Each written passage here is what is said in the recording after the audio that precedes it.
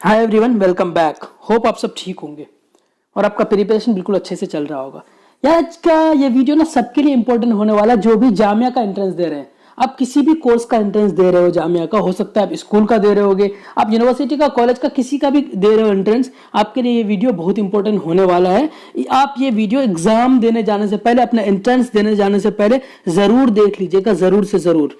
आप ये सोच रहे होगे कि मैं ये वीडियो अभी क्यों बना रहा हूँ, एंट्रेंस शुरू हुए 2 दिन हो गए, तीसरा दिन है आज, तो मैं ये वीडियो अभी क्यों बना रहा हूँ, मैं तो लेट हो गया। तो हाँ, मैं लेट हो गया, सच में मैं लेट हो गया। और लेट में यार जान के वही आप कह सकते हो, मैं ये वीडियो नहीं बना रहा था, मुझे नहीं लगा कि ये वीडियो बनाना चाहिए।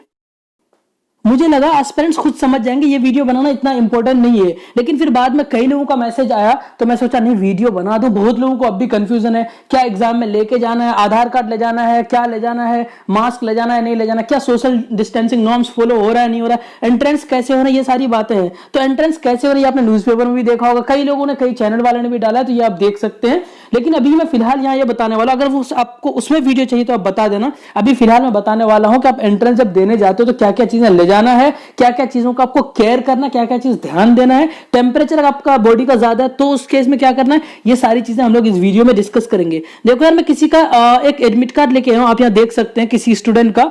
और मैं उनका ना जो भी चीज ना, उनकी प्राइवेसी को मैंने हाइड कर दिया, मैंने इरेज कर दिया। जैसे कि यहाँ पे होता है रजिस्ट्रेशन नंबर, ये आपको नहीं दिखेगा, रोल नंबर नहीं दिखेगा, ये सारी चीजें नहीं दिखेगा। टेस्ट डेट रख सकता था मैं, बस मैं पता नहीं क्यों हाइड कर दिया, हो गया होगा गलती से।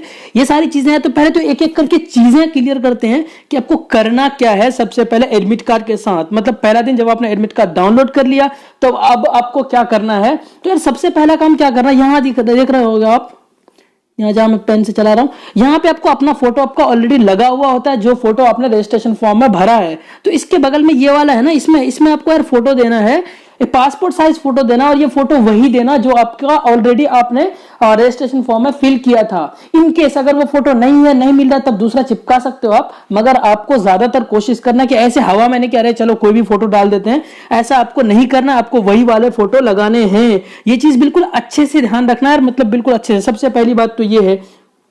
अब ये दूसरी बातें हैं, ये कुछ चीजें हैं, यहाँ पे आपका ऑलरेडी सिग्नेचर किया हुआ होता है, जो आपने सिग्नेचर अपलोड किया था रजिस्ट्रेशन फॉर्म भरने के टाइम या फिर अप्लाई करने के टाइम, बट मैंने इसको हाइड कर दिया, मैंने बताया प्राइवेसी कंसर्न की वजह से।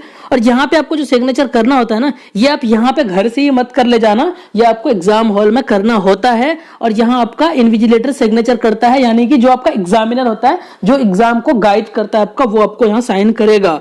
तो चलो यार, अब नीचे एक एक करके देखते हैं चीजें कि क्या क्या आपको करने हैं, क्या चीजें ले जाना है और आपके लिए क्या इंस्ट्रक्शन है जो आपको समझना बहुत इंपॉर्टेंट है। यार कई लोग एडमिट कार्ड पढ़ते हैं लेकिन उन्हें समझ में नहीं आता, कंफ्यूजन रहता है, इसलिए बस मैं ये वीडियो बना रहा हूं। अगर आप एडमिट कार्ड को अच्छे से उसका इंस्ट्रक्शन पढ़ लिए और समझ गए हो तो आप इस वीडियो को स्किप कर सकते हैं, बट हाँ कुछ इंपॉर्टेंट बातें मैं इसमें बताने वाला हूं। जैसा कि यार आप यहाँ फर्स्ट नंबर में अगर देख पा रहे होंगे, यहाँ पे क्या लिखा हुआ है, यहाँ पे साफ लिखा हुआ है, please affix your recent self attested passport size colour photograph in the space provided on top right corner of this admit card. ये इसकी बात कर रहा है दोस्तों, जो मैं आपको ऑलरेडी बता चुका हूं। यहाँ पे कह रहा है कि रिसेंट पासपोर्ट साइज फोटोग्राफ आपको चिपकाना है, जो आपने रजिस्ट्रेशन फॉर्म में डाला था, तो यहाँ तो आप फोटो लगा दोगे। फिर उसके बाद बात आती है सेकंड नंबर में क्या कह रहा है, ये देखना बहुत इंपॉर्टेंट है। अब एक एक करके मैं सारी चीजों को बताता चलूंगा। यहाँ पे देखो सेकंड नंबर में क्या कह रहा है, keep photocopy of this admit card with you for future reference as the original will be collected by the invigilator during the exam. ये सेकंड नंबर में कह रहा है कि आपका जो एग्जाम जब होगा ना, उसके एग्जाम के दौरान, आपका जब एग्जाम खत्म होने लगेगा उससे कुछ देर पहले या फिर हो सकता है बीच में, इन बिटवीन, आपका जो इन्विजिलेटर रहेगा ना, जो एग्जामिनर रहेगा आपके एग्जाम हॉल में, वो आपका एडमिट कार्ड ले लेगा। तो आपको फर्दर इन्फॉर्मेशन के लिए आप इस एडमिट कार्ड को अपने पास रख सकते हैं, ताकि आपको रोल नंबर, रजिस्ट्रेशन नंबर वगैरह फाइंड करने में परेशानी नहीं होगी। आप वैसे तो जाकर के अपने लॉग इन करके फिर दोबारा से देख सकते हैं, बट होता है ना रिजल्ट के टाइम हम बिल्कुल मतलब नर्वस हो जाते हैं, हमें कोई चीज नहीं मिलता, इसलिए कह रहा है कि आप इसका फोटो कॉपी रख लेना। एटलीस्ट जब डाउनलोड करोगे तो पीडीएफ को फोन से डिलीट मत करना, पीडीएफ को फोन में रहने देना। उसको थर्ड कर है यार, the candidate before appearing in the written examination should satisfy himself और herself regarding eligibility criteria desired for the course with regard to prescribe qualification percentage. Simple सी बात ये कह रहा है कि आपको एंट्रेंस देने से पहले आप ये सारी चीजें देख लेना यार, कि मतलब आप क्या इस कोर्स के लिए एलिजिबल हो, नहीं हो। पता कि आप कोर्स के लिए एलिजिबल हो ही नहीं, आप बहुत दूर से आके कहीं एग्जाम दे, ये आपके कॉन्फिडेंस के लिए कहा गया, उनको कोई दिक्कत नहीं है। अगला देखते हैं फोर्थ में कह रहा है कि फोर्थ में आपको यहां अगर देखेंगे तो आपका candidate must mark the answer in the OMR response sheet by completely darkening the relevant circle 1 out of 4 given circle using the black ball point pen only। इसमें यार कई चीजें इंपॉर्टेंट है जो चीज समझने की जरूरत है आपको। सबसे पहली बात है कि आपको सर्कल को ढंग से डार्क करना है। सपोज कीजिए ऐसा है, एक सर्कल बना हुआ है यहाँ कुछ, यार इसमें एग्जैक्टली नहीं बन पाता, आप समझ लो। तो इसको यार आपको प्रॉपरली डार्क करना है, आपको प्रॉपरली डार्क करना है, मतलब आपको गैप नहीं रहना चाहिए वहां पे। ऐसा नहीं कि इन बिटवीन कुछ गैप रह रहा है, मेरे पास भी थोड़ा यार गैप रहा है, ठीक है। ऐसा कुछ आपको बिल्कुल प्रॉपरली फिल करना है। उसके बाद यार दूसरी बात जो यहाँ पे है, आपको ब्लैक या ब्लू बॉल पॉइंट पेन ले जाना है। कुछ लोग करते क्या है, सोचते हैं कि चलो भाई मैं चालाकी कर लूंगा, वो आप ले जाएंगे जेल पेन। आपको जेल पेन नहीं ले जाना है, ना कि आपको पेंसिल ले जाना है, आपको सिर्फ बॉल पॉइंट पेन ले जाना है। आप ले जा सकते हो पेंसिल आप रफ वर्क के लिए, क्वेश्चन में चलो कैलकुलेशन वगैरह के लिए, अगर आपको कैलकुलेशन इन्वॉल्व है पेपर में तो। बट आप को जो मार्क ओएमआर शीट में जो फिल करना है वो आपको करना है बॉल पॉइंट पेन से, बॉल पेन से करना। ये ब्लैक या ब्लू हो सकता है। और दूसरी बात यार 4 ऑप्शंस होते हैं, वो चीजें आपको पता ही होगा। ऐसे करके 4 ऑप्शंस होते हैं, ए बी सी डी, ठीक है। इसके सारे के नीचे वो बना रहेगा एक सर्कल। तो सपोज करिए आप 100 क्वेश्चन का आंसर कर रहे हो, 100 क्वेश्चन का, और 100 क्वेश्चन है क्या, उसका आंसर है बी, तो आपको बी वाला मार्क करना। ये चीजें बता रहा है, ये आपको होप क्लियर है। अगर ये चीज क्लियर नहीं है, ओएमआर फिल करने में कोई परेशानी है तो आपको मुझे बताना, मैं एक वीडियो आपके लिए बना दिया करूंगा। उसके बाद यार नेक्स्ट देखते हैं यार, अगर हम लोग 5th वन की बात करें तो मैं क्या करें, change of the answer is not permitted. Yes, आपको आंसर चेंज नहीं कर सकते। सपोज कीजिए 5th का आपको आंसर है, आपने ए को टिक कर दिया है ओएमआर पे, तो आप इसको चेंज नहीं कर सकते कि आपने यहाँ काट दिया फिर अब आपको नहीं बी करना, बाद में समझ में आया कि बी है, तो आप ऐसा नहीं कर सकते हैं। आपको चेंज नहीं करना आंसर में। एक बार जब आप कंफर्म हो जाइए तभी आंसर को टिक कीजिए। उसके आगे ये 5वां नंबर में लिखा हुआ है, any change in the answer by way of using the whitener और करेक्टेड फ्लूइड रबिंग, मतलब किसी भी चीज से आप आंसर को मिटा करके, इरेज करके, व्हाइटनर लगा करके आप दोबारा से आंसर नहीं कर सकते। अगर आप ऐसा किए तो आपका ओएमआर कैंसिल हो जाएगा, दैट मींस आपका रिजल्ट आ ही नहीं पाएगा। उसके बाद यार 6 वन देखते हैं भाई। इसमें कह रहा है कि qualifying the written examination is subjected to fulfillment of the eligibility criteria as the prospectus या notification admission। आप एक बार जब क्वालिफाई कर लेते हो एग्जाम, उसके बाद आपकी एलिजिबिलिटी चेक की जाएगी, क्या आप सच में एलिजिबल हो, इस एग्जाम के लिए आप एलिजिबल थे, इस कोर्स के लिए एलिजिबल थे, नहीं डिजायर्ड आपके पास क्वालिफिकेशन होना चाहिए, आपका एज ठीक होना चाहिए, आपने जिस कैटेगरी में अप्लाई किया वो सारी कैटेगरी, मतलब सारी चीजें फुलफिल कर रहा हो तभी आपको एडमिशन दिया जाएगा। 7th वन में देखिए यार, 7th वन यहाँ पे आपका इसमें है कि appearance in the written examination is however provisional and does not entitle the candidate for any claim for the admission। कहने का मतलब है कि आप अगर एग्जाम में अगर अपेयर हो गए तो आपको ये कोई जरूरी नहीं है कि आपको एडमिशन मिल ही जाएगा। मतलब आप एग्जाम दिया, आपको कि मैंने तो एग्जाम दिया, मैं बिहार से आके दिया, मैं भाई हरियाणा से आके दिया, मैं बंगाल से आके दिया, कहीं से भी आप कश्मीर से आके दे रहे हो, आप एग्जाम दे रहे हो, तो ऐसा नहीं कि आपका एडमिशन हो ही जाएगा। एडमिशन तब होगा जब आपका सिलेक्शन हो जाएगा। ये चीज कर आगे इसका देखते हैं, the candidate will be treated as debadged at any stage of the entrance process in case he or she does not fulfill the eligibility condition for the admission। कह कि किसी भी पोजीशन में, किसी भी स्टेज में आकर के आपको आपका एडमिशन कैंसिल हो सकता है। मतलब एडमिशन तो नहीं, आपका कैंडिडेचर कैंसिल हो सकता है अगर आप उस चीज के लिए एलिजिबल नहीं है जिस कोर्स के लिए आपने अप्लाई किया है। तो उसके बाद 8th वन देखना यार, यहाँ पे है कि the OMR sheet will not be replaced in any circumstance. आपको कोई भी प्रॉब्लम हो, आपका ओएमआर चेंज नहीं हो सकता, इसलिए आपको बहुत केयरफुली फिल करना है। मैं फिर से बता रहा हूं, अगर आपको ओएमआर फिल करने में कोई परेशानी है तो आप मुझे बता देना, मैं एक ट्यूटोरियल ले लूंगा, मैं एक वीडियो बना दिया करूंगा। क्योंकि यार ये आपका इंपॉर्टेंट होता है। ये दिन जो एंट्रेंस वाला दिन है ना, आपका हर तरह से बहुत इंपॉर्टेंट है। आपको बिल्कुल काम होके जाना है, बिल्कुल अच्छे से करना है, कम मिस्टेक्स करना है। ओके, तो नेक्स्ट देखते हैं यार 9th वन में क्या कह रहा है, the candidate are advised to make sure about the location of their examination center in advance so that they can reach examination center on the specified date at least 30 minutes before the commencement of the examination। कह रहा है कि आपको जो examination centre जो पहुंचना है at least 30 minute पहले आप पहुंच जाना, ताकि आप बिल्कुल काम हो जाओगे। और अभी तो कोविड का सिचुएशन चल रहा है तो आपका टेम्परेचर वगैरह भी मेजर होता है, तो आप जल्दी के चक्कर में आपका टेम्परेचर बढ़ ना जाए। ये सारी बातें, वैसे टेम्परेचर बढ़ने में भी कोई इतना बड़ा इशू नहीं है, मैं आगे बताऊंगा, ये चीज क्लियर करूंगा। उसके बाद लिखा हुआ है कि no candidate will be allowed to enter the examination hall after 15 minute of the start of exam. अगर एग्जाम सपोज करिए आपका 10 बजे है तो 10 बजे से 10:15 तक तो आपको एंट्री मिल जाएगी। उसके बाद आप अगर कहोगे कि मुझे एंट्री मिले तो आपको एंट्री नहीं मिलेगी, बिल्कुल भी नहीं मिलेगी, नॉट एट ऑल। तो इस चीज का बिल्कुल अच्छे से ख्याल रखिएगा, बिल्कुल आप टाइम पे पहुंचिए सेंटर। क्योंकि यार होता क्या, जब आप लेट से पहुंचते हो तो आपको परेशानी हो जाती है, आपको फिर आप एग्जाम अच्छे से नहीं कर पाते क्योंकि आपको नर्वस होने लगता है, आप नर्वस हो जाता है, फ्रस्ट्रेट हो जाते हो। या नेक्स्ट वन देखते हैं 10th वन। 10th में क्या कह रहा है, the candidate has to appear in at the allotted center only, failing which his or her candidature will stand cancel।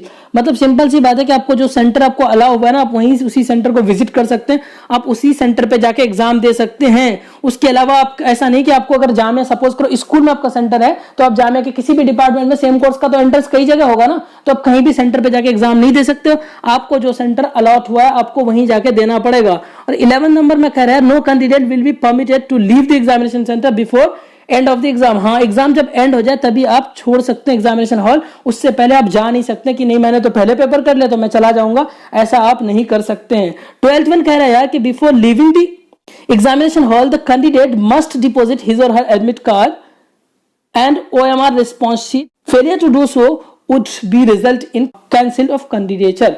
मतलब आप अगर एग्जाम को देने के टाइम आप OMR और आपका एडमिट कार्ड सबमिट कर देना बिल्कुल ध्यान से, आपको अपने एग्जामिनर को। आप अगर ये नहीं कर पाओगे तो आपका कैंडिडेचर कैंसिल हो जाएगा, आपका रिजल्ट नहीं आ पाएगा। 13 नंबर में कह रहा है छोटी छोटी बातें वैसे सब ख्याल रखने की बात है, ध्यान देने की बात है।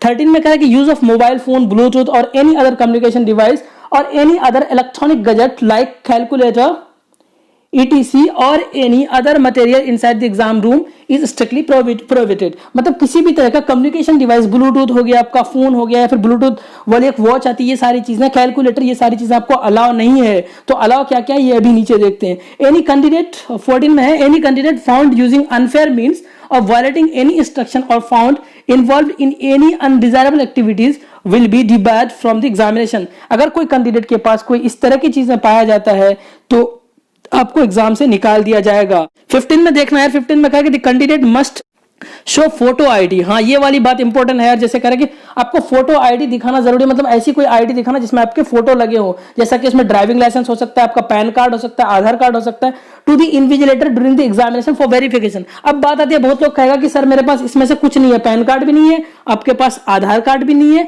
आपके पास ड्राइविंग लाइसेंस भी नहीं, तो आप क्या करोगे? तो आपके पास बहुत ऑप्शन है, मैं बता रहा हूं क्या करोगे। सबसे पहले कोशिश करना ये सारा हो, नहीं हो ना यार तो आप 10th का अपना एडमिट कार्ड, सॉरी 10th का अपना आप एडमिट कार्ड उठा लाना, या फिर 10th का सर्टिफिकेट ले आना, या ये भी नहीं है तो बैंक पासबुक होगा ना जिसमें फोटो लगे होते हैं, मुहर क्या होता है बैंक का, वो ले आना। लेकिन आपको एग्जाम नहीं छोड़ना है। अगर ये सारी चीजें भी नहीं है तो आप ऐसे आ जाना, लेकिन कोशिश करना यार कि मतलब बिंदास होकर मत पड़े रहो, अभी भी कर लो चीजों को अरेंज करो, और ये सब चीज अरेंज करके आपको ले आना है एग्जाम हॉल में। 16 में देखो यार, 16 में कह रहे कि impersonation use of unfair means shall lead to the cancellation of the candidature over and above other suitable actions against the candidate. आपको कोई भी चीज, आप अगर कोई भी चीज मतलब जो फॉलो नहीं कर रहे हो, रूल्स जो रूल बनाए गए हैं, जो आपको इंस्ट्रक्शन दिया गया एग्जाम का, आप इसको अगर फॉलो नहीं कर सकते हो, आपका कैंडिडेचर तो कैंसिल होगा ही, आपके ऊपर कार्रवाई हो सकती है, जहां में आपके ऊपर कार्रवाई कर सकते हैं क्योंकि आप उनके प्रोटोकॉल को फॉलो नहीं कर रहे हो। या लास्ट में देखना है, 17 में कह रहा है कि the candidate should bring their own stationery material. आपको यार अपना स्टेशनरी मटेरियल खुद ले जाना होता है ना। कई बार जैसे एसएससी रेलवे का पेपर या फिर ऑनलाइन आप जब पेपर देते हो तो आपको पेन भी अलाउ नहीं होता है। आपको क्या अलाउ होता है? सिर्फ आपकी अपनी आईडी कार्ड और एडमिट कार्ड, अदरवाइज आपको कुछ भी अलाउ नहीं होता है। तो ऐसा यहाँ पे नहीं है, आप अपना स्टेशनरी ला सकते हो। और एक चीज और मैं एडिशनल बता दूं यार, कुछ लोगों का क्वेश्चन होता है कि मैं अपना मोबाइल, बैग्स ये कहाँ रखूंगा, तो आपके पास अगर गार्जियन रहेंगे साथ में तो गार्जियंस के बैठने के लिए जामे में इंतजाम किया गया है, आप उस गार्जियन को, अपने गार्जियन को दे देना अपनी चीजें। अगर आपके पास गार्जियन साथ में नहीं है तो आप अंदर एग्जाम हॉल में ले जा सकते हो, एग्जाम हॉल के फ्रंट में रख दिया जाता है या फिर बाहर रख दिया जाता है, बिल्कुल आपकी चीजें सेफ रहती है। और वहां पे अगर आपको कोई प्रॉब्लम होता है इस तरह का, तो जामिया एनएसएस वाले ने, नेशनल सर्विस स्कीम वाले ने, कई लोगों ने वहां पे कैंप लगा रखा है जो आपको हेल्प के लिए हमेशा तैयार है, आपको परेशान नहीं होना है। अब कुछ चीजें हैं कि कोविड सिचुएशन की वजह से गवर्नमेंट के गाइडलाइन को भी फॉलो करना जरूरी है। तो यहाँ पे है कि the candidate must bring his her own water bottle and pocket size hand sanitiser. वैसे हर बार आपको बार बार पानी पिलाया जाता था, लेकिन आपको रख लेना बेहतर है, एक छोटा सा वाटर बॉटल रख लेना और एक आप पॉकेट साइज हैंड सैनिटाइजर रखना, बिल्कुल छोटा सा आता है, कोई बड़ा आपको लेने की जरूरत नहीं है। इसी में यार आगे कंटिन्यू किया गया है, आगे इसमें बताया गया है कि without proper face mask the entry of the candidate in the exam centre shall be prohibited. अगर आप प्रॉपर फेस मास्क लगा के नहीं रहोगे तो आपको एग्जाम देने नहीं दिया जाएगा। आपको अगर एग्जाम देने जाना तो आपको प्रॉपर फेस मास्क लगाना पड़ेगा। उसके बाद आगे the university staff will assess the health condition of the candidate before entering the exam. जैसे कि आपका बिल्कुल नॉर्मल से आपकी स्क्रीनिंग की जाएगी, आपका हेल्थ कंडीशन देखा जाएगा, आपका टेम्परेचर वगैरह ओके है या नहीं। अगर आपका टेम्परेचर ओके नहीं है तो भी घबराने की बात नहीं, आगे भी बता रहा हूं। All candidate must adhere to the social distancing protocol in compliance of the order of the directive of ministry of health and welfare government of India. मतलब सोशल डिस्टेंसिंग को आपको फॉलो करना है। उसके बाद नेक्स्ट वन कह रहा है कि the candidates who have temperature higher than 99.4 degree Fahrenheit will be taken to isolation room या separate room for the entrance exam. अगर आपका टेम्परेचर अगर ज्यादा है 99.4 से, आपको पता है चूंकि नॉर्मल है आपका 98.6 फ़ारेनहाइट डिग्री फ़ारेनहाइट, तो आपको यार करना क्या है, आपको अगर आपका टेम्परेचर इससे ज्यादा है, मतलब कि 99.4 से अगर ज्यादा है टेम्परेचर, तो आपको एक अलग रूम में ले जाया जाएगा जहां पे आप एग्जाम देने के एबल होगे। लेकिन आपको एग्जाम दिया जाएगा, आपको एग्जाम से कोई रोक नहीं सकता। इसके लिए आप टेंशन मत लो, चिंता ना करो, बस आप तैयारी करो, लग जाओ अपनी तैयारी में यार। और लास्ट वन जो है ना, क्या कह रहा है कि the candidate should be permitted to exit the exam centre in an orderly manner. मतलब कि एक ऑर्डरली मैनर में एक एक करके एग्जाम हॉल से बाहर निकल जाए, ऐसे नहीं कि पूरे हवा बना के एकदम सब लोग कूद पड़े, ऐसा नहीं होगा। One candidate at a time after the completion of the exam. Exam जब कंप्लीट होगा तो एक एक करके ये कैंडिडेट को छोड़ेंगे, ताकि सोशल डिस्टेंसिंग नॉर्म्स को, कोविड के प्रोटोकॉल को, सब चीजों को फॉलो किया जाए। होप यार सब कुछ क्लियर है। अगर स्टिल आपको कोई कंफ्यूजन है तो आप मुझे जरूर बताएं कमेंट सेक्शन में, मैं आपको यार हेल्प करूंगा। So that is for today. Please stay connected, keep growing. Thank you so much.